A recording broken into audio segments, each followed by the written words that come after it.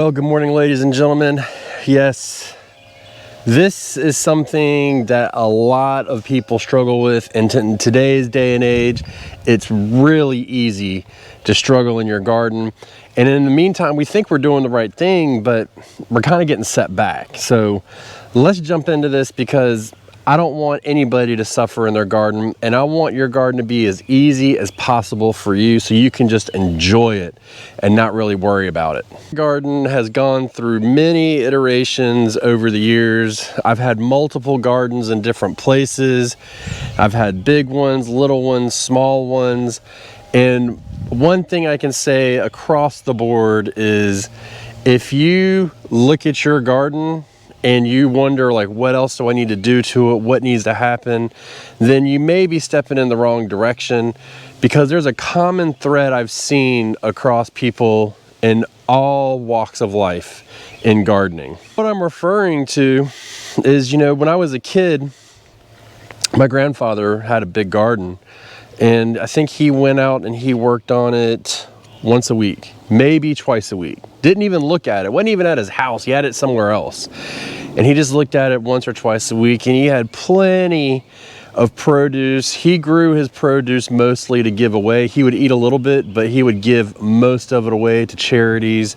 He was a big part of this Boys and Girls Home. There was a couple of different ones that he was a part of, and he would donate his food to them, but he only worked on it 2 days a week. Question I get, or a comment that I get a lot when I show my garden and all that, is I wish I had the time to work on my garden like you do. That's pretty funny, because really you do have the time, because I don't really work out in here a lot. There's a lot of parts, like there's times in the year where it's really busy. So we have, in the spring it's really busy, the turn of each season, and then in the winter we'll do a bunch of building and stuff like that. But I don't really come out here and say, hey, I'm gonna get to it and I'm gonna build this project today. Usually I do it piece by piece by piece over a period of time, and that's why you see stuff around here that's not quite done. It's like I got this wood that's been sitting out here that's for my new compost pile that I'm gonna build, and it's low on the list. You know what I mean? There's a lot of other things to do.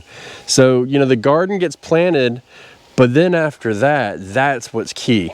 What am I talking about here? Well, I'm going to get straight to it. It's don't overcomplicate your garden. We live in an information age right now where you can get any information you want. You used to have to go to the library. I'm old enough to where I can remember there not being internet available. And when there was internet, it was really slow.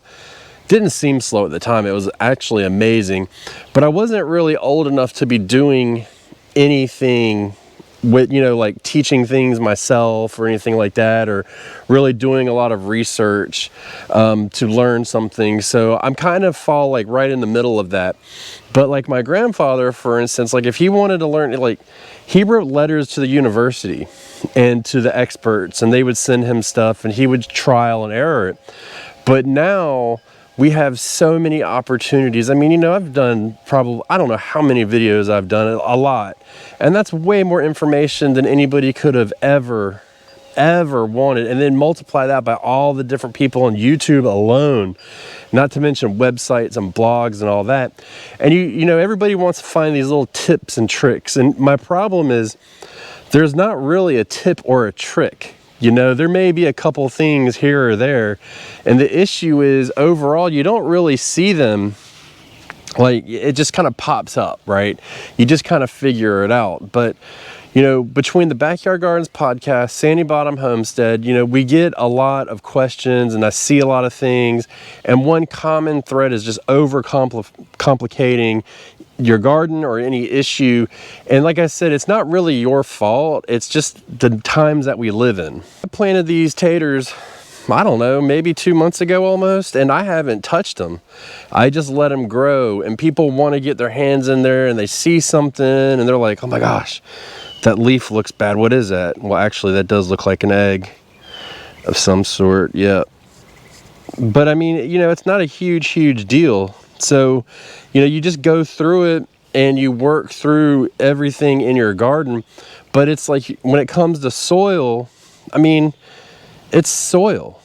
It's dirt. I hate the term soil. It seems like if you use the word dirt, everybody just like discounts you as an idiot, but it's just dirt, right?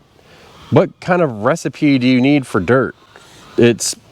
And again, I tell people time and time again, topsoil, #1 ingredient for your garden. Topsoil, topsoil, topsoil.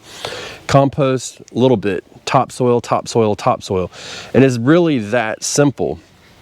We were doing a meeting on the Backyard Gardens group, or not the Backyard Gardens, the Sandy Bottom Homestead group. If you want to be a member, any tier will get you in, and you can be a member. Come to the meetings. We had a guy in there, he was talking, shout out to Brian, holla. And he was saying the guy that lived there before him was an old farmer and super simple and had an amazing garden, right? And it's just super simple. He probably, and I know I'm not really going to get into it. If you want to hear it, you got to go to the club.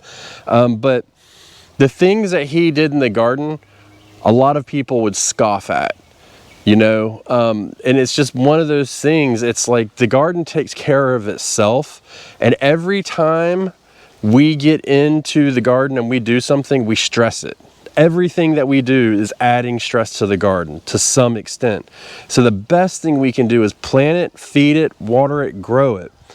But when you start looking into these tips and ideas and all these crazy things, you can get into a rabbit hole and just really sink down and overcomplicate it to the point to where you actually hurt your garden. Here's our first tomato bed that we planted, and things are going pretty good so far. We had some extra mulch from our pond project the other day, and I told my son, I was like, just put them by the tomatoes. So he put a little bit by the tomatoes. But after that, we're gonna drop some fertilizer on the soil. We'll mulch this whole bed, and then we're basically just gonna run. The only thing I'm gonna do to my tomatoes, there's 2 things I'm gonna do other than harvesting. One is I will prune the first 6 inches from the base all the way up, and then after that I will take propagations, and that's it. Anything else is just treating or something like that. I'm not worried about the soil. That's all taken care of. I'm not worried about compost teas and all that stuff. I've got all my fertilization figured out. And so that's what we're running in this. And once you do that, it's almost freeing because you don't have to worry about it anymore. Gardening is, especially if you're trying to grow food, enough food to really offset your grocery bill like we're trying to do, it can be kind of stressful. But really the ultimate goal here is to enjoy it.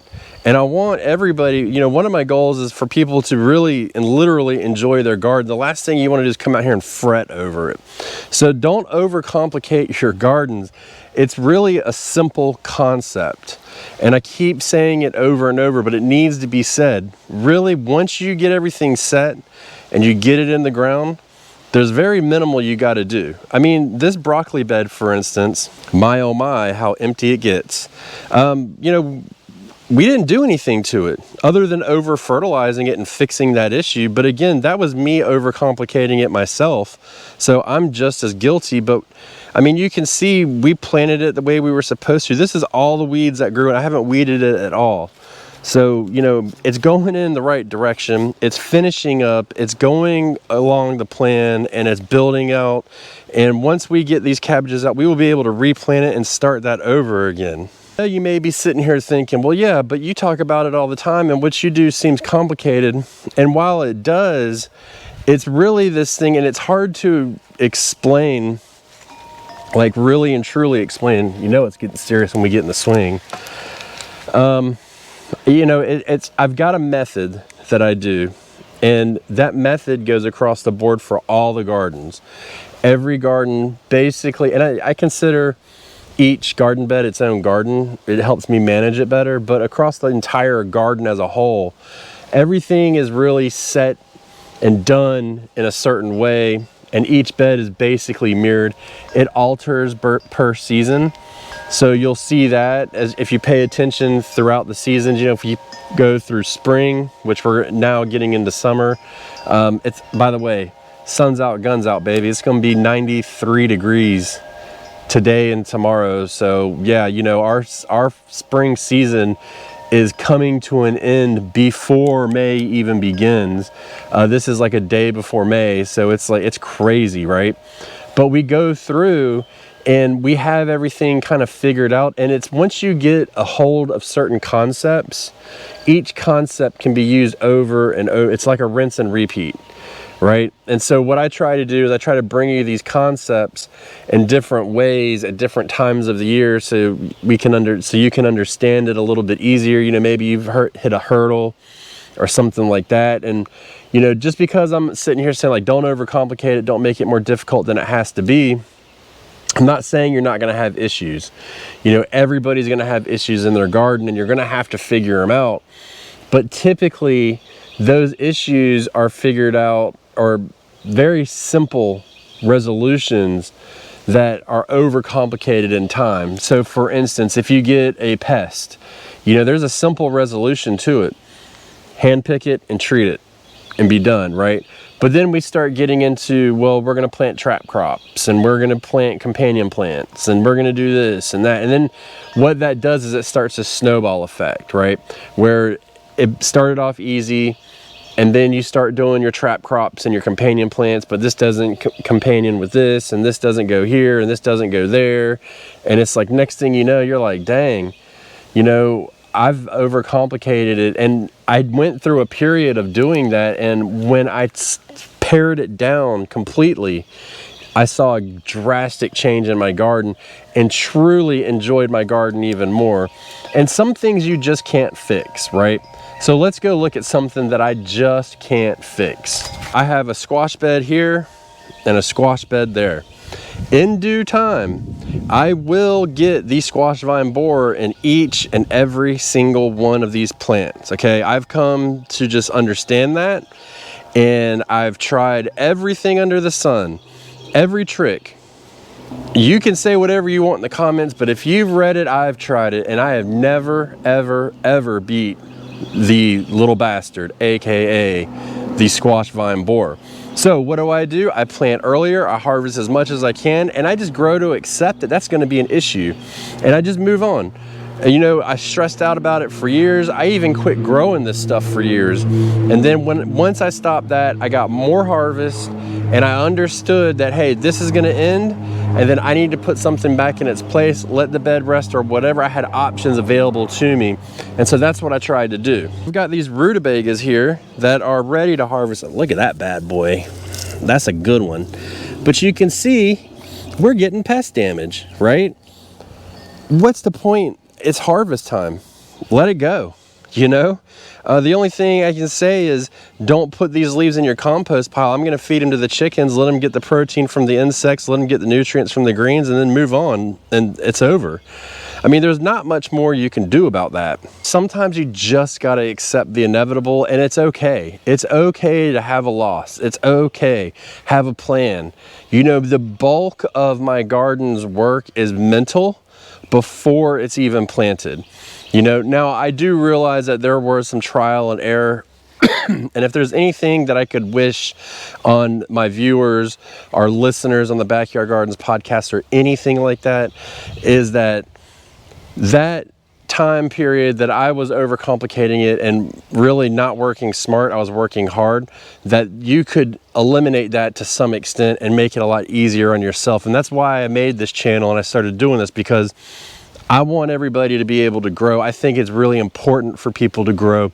I grew up with access to a garden. I grew up eating fresh produce to some extent. You know, I mean, we weren't anything crazy. My parents had, you know, a couple tomato plants.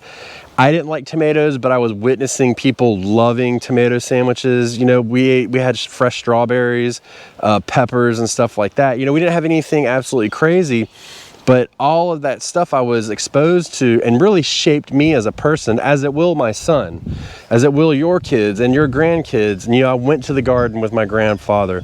I watched what he did. You know, he would go out there, pull a couple weeds, turn on some water, maybe throw a little fertilizer down, and harvest. And that was about it, you know, and everything was in stages. Everything was in stages. I mean, when, you know, obviously when I was old enough to go, he was already retired. My man wasn't trying to work hard, you know what I'm saying? He had done his part. He had fought in multiple wars. He had been, you know, had a couple careers after that. You know, he's a hard-working man. And when it was time, he was done. You know, he was trying to travel and do whatever he wanted and grow his garden, but he didn't want to put maximum effort into it. And I really do think by him keeping his hands out of his garden and not even on his property, which there's a whole story behind that, which is pretty touching.